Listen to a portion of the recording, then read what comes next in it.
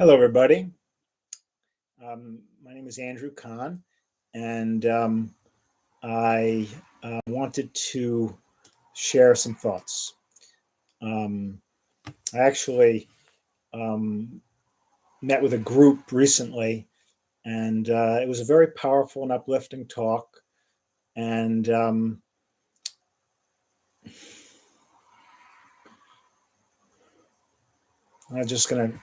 I'm just gonna share it.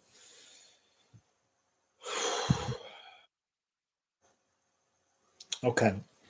Um, I want to share a talk that we just had.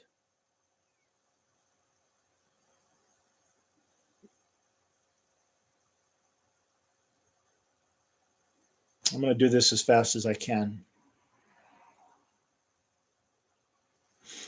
Hello, my name is Andrew Kahn, and I want to get right into this talk, um, and hopefully some additional talks will come out of it, and I can focus more. But the talk that I gave was titled "From United to Scattered to Sacred." It was a talk on Jewish resilience and light, and we explored the Jewish journey through exile and different forms of anti-Semitism and the return um, to 1948. And we also explored how the teachings of Tanya reveal the divine light that continues to sustain us. In the talk, our goal was to reflect on survival and strength and the sacred truth that has carried us through history. So let me move through it. What I wanted from the group was first to connect with Jewish history, not just as a series of events, but an unfolding spiritual journey, and to internalize the truth of resilience, understanding that survival is not just about enduring, but about carrying the sacred forward. That's really the secret to Jewish survival, in my view. If we're not carrying the sacred forward, we might survive a little while. We might be comfortable, but we're not getting the job done that we're created to do. And so there's no power. There's only power if you're doing what you're here to do. That's where the power, protection, and the help comes from all different places and unexpected ways. I'm already seeing that. Um, so I want the Jewish people to embrace their role as carriers of light, whether through faith, knowledge, ethical living, or community action. And I think others who want to join can. No conversion necessary. And in some cases, we're joining you. See, there's no monopoly on having faith or having knowledge or ethical living or taking community action. So different groups joining across divides to help with what's worthwhile. And what's worthwhile, first and foremost, is life. Life is sacred, life is precious, life is created in God's image, and no group at all should be demonized or dehumanized. And I just want to be clear that that goes both ways. As a Jew, I'm particularly sensitive to Jewish hate. My grandfather came from Poland. All of his family that stayed behind was murdered, along with 6 million other Jews and millions of other people. I know what hate can do, um, and and I know some of the things that are necessary to help create a different momentum. I do see too much hate right now, and I want to be a part of something else. So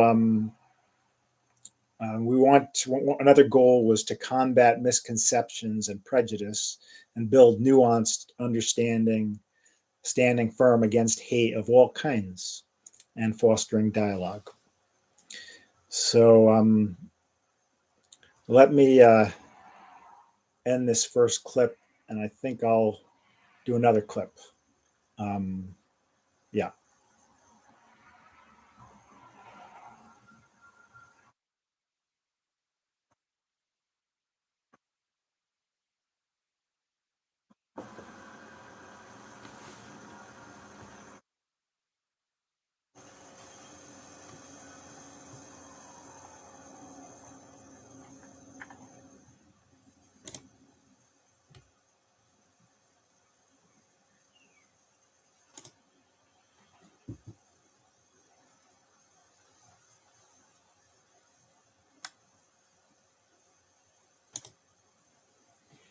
Nope, I don't think that's a good idea. I think what I'm going to do is just continue with this and edit it afterwards. So here we go. From united to scattered to sacred. By the way, I just want to mention that I can't take complete credit for poems and what I write because I use AI like so many people. But the spirit that I'm trying to communicate, I would only say the words or say the poem if they work well for me and what I'm trying to convey. So here is from united to scattered to sacred, an opening poem. We were once a single flame, one voice beneath the stars. Then winds of exile scattered us to deserts, ghettos, wars. Yet still we sing, still we rise, still we carry Sinai's light. Through chains and fire, through hate and fear, the light within refused to disappear. Not broken, refined, not lost, reassigned. Every step of sorrow a path to the divine. So gather the sparks, raise them high. We carry the flame, we walk with the why. Not just to survive, but to sanctify. Okay, 1, Jewish history. So in this part of the class, we reviewed some videos. We've been exiled, we've been scattered, yet somehow we've endured from Babylon to Spain, from pogroms to the Holocaust. We've been driven out, but never destroyed. And now, well, in 48, there was a return to the land. But most important is not the land itself, even though the land is, in my view, critical. But it's a return to purpose. Now, I say the land is critical because from my, as I mentioned, my grandfather came from Poland. And, I'm very aware, I'm very extra sensitive to Jewish hate, anti-Semitism, and violence directed at, my people. But I also care about other people too. And I'm going to get to that very soon. But with regard to my own people, yeah, I feel that the Jewish people, if ever there was a group of people that needed their own state or country, it's the Jewish people, persecuted, massacred, expelled. They need a land. They can't be dependent upon another entity to protect them indefinitely. And so that's how I see it. Now, I know that might be at odds, or it is at odds with people that see anyone who has this belief as a curse, and I'm willing to talk that out. But I do in that sense. You can count me in as a Zionist. If a Zionist is someone that believes that the Jews should have their own homeland, should be able to return. And I say return because they have had a presence there long before 1948, thousands of years before. So anyway, let's continue. I don't think I'm going to be showing other videos in this video. So, but we watched a piece, and maybe I can find a way to link it in so that those people that want to watch something, it's called The Origin of Judaism, and it's on YouTube. The second piece that we went into was anti-Semitism and inner strength, Tanya's perspective. I've been studying the Tanya little by little. I'm just a beginner, and I study it in English, which, I really think that there's something to be said for studying things in their original, a certain nuance that one gets. But we all have to work with what we've got. So, as do I. So, anti-Semitism. Why does hate persist? Why do even those who despise us receive life from God? The Tanya teaches everything exists only because God is constantly recreating it every moment. Even those who hate are still alive only because God wills it. If we truly saw the spiritual force within all things, physicality would vanish from our eyes and we'd see only divine breath giving life. So the truth, according to this teaching of the Tanya, is that there is nothing else but God, and he sustains everything, including us, with love and purpose. So we walk with confidence, we align with truth, and we shine light in dark places. I showed a couple of videos. One, why are Jews targeted? And another one giving a little bit of perspective about, hate and those who just are fed to hate Jews. It's really not part of the solution. As I've said, anytime a group is demonized and dehumanized, it ends up leading to very bad things, not just for that group, but for those perpetrating, those perpetuating and perpetrating those ideas. In Germany, of course, Hitler, convinced everyone that Jews were vermin and that they needed to be exterminated, and so people eventually felt that they were doing a good thing by, killing. And but this can happen, in other places. It does happen, and it can happen with other groups too. So I'm going to say that demonizing and dehumanizing are part of our problem, not ever part of our solution. So let's here. I took some teachings. There was a book called "Close the Door on Hate," published by the Anti-Defamation League, I believe. 101 Ways to Combat Prejudice, and I wanted to see what's really relevant today. Probably the whole book is still relevant, but what's going to help us right now in our kind of unique moment. And I was given back 6 different goals. The first one, speak out against blanket vilification. It's vital to distinguish legitimate criticism of policies from sweeping hate against a people or identity.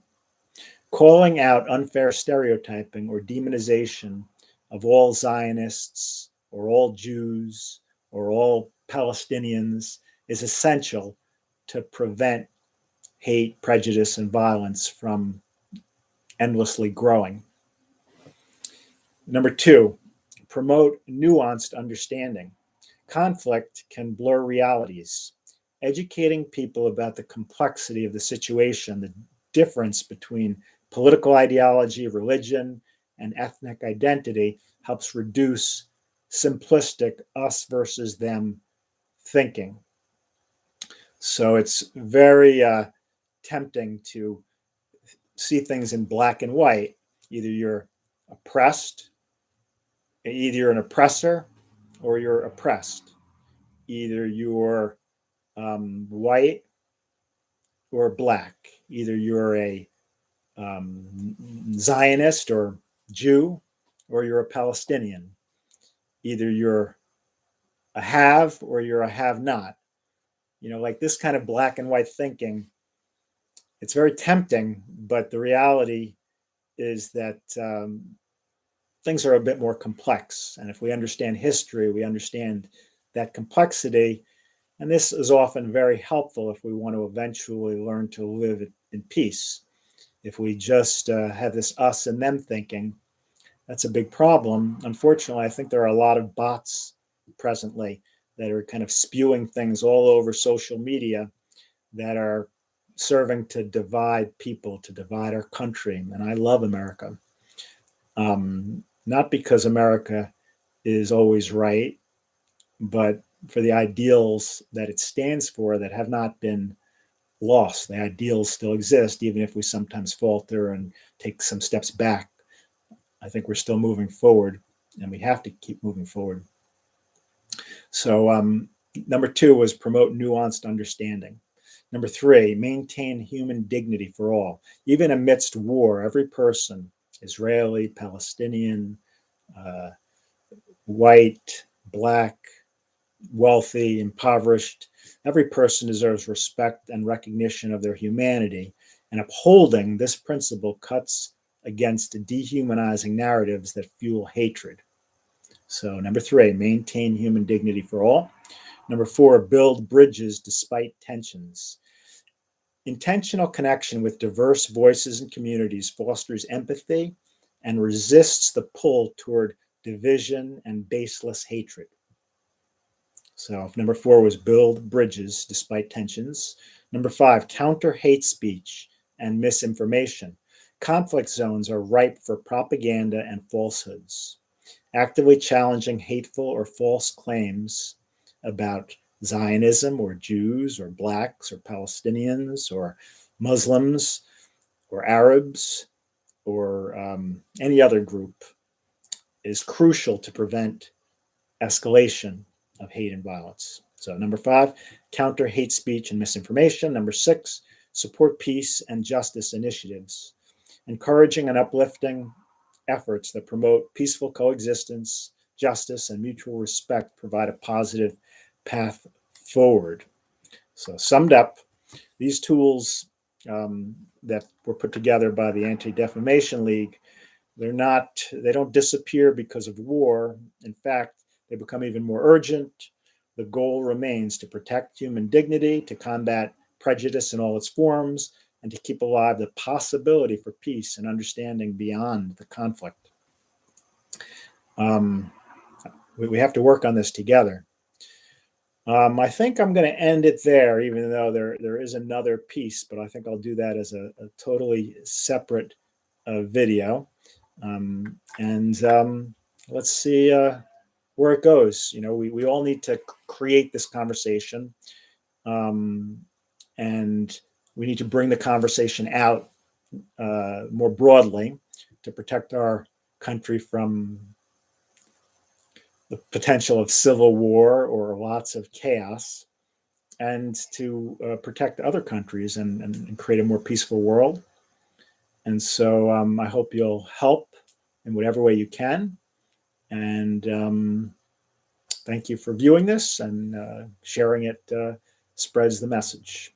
But let's keep the conversation moving forward and developing.